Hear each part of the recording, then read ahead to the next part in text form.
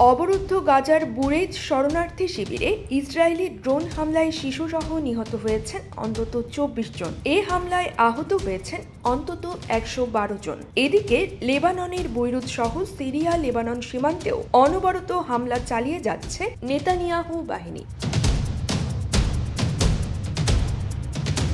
গাজা ও লেবাননে সমান তালে তাণ্ডব চালিয়ে যাচ্ছে ইসরায়েলি সেনারা। এতে প্রতিদিন প্রাণ হারাচ্ছে বহু মানুষ।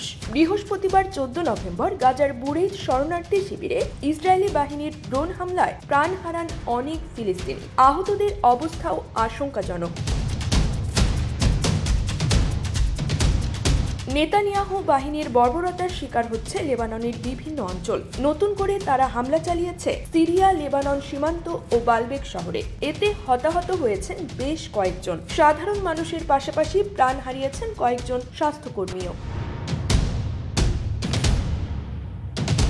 এদিকে গাজা ও লেবাননে দফায় দফায় ইসরায়েলি হামলার তীব্র নিন্দা জানিয়েছে বিশ্বের বিভিন্ন দেশ। তারা যুদ্ধবন্ধের আহ্বান জানিয়েছে।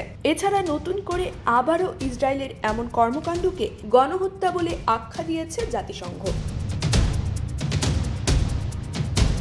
গত বছরের ৭ অক্টোবর থেকে গাজায় নির্বিচার হামলা চালাচ্ছে ইসরায়েলি বাহিনী। হামলায় এখন পর্যন্ত গাজায় ৪৩,৫০০০-এর বেশি ফিলিস্তিনি নিহত হয়েছেন। আহত হয়েছে ১ লাখেরও বেশি মানুষ।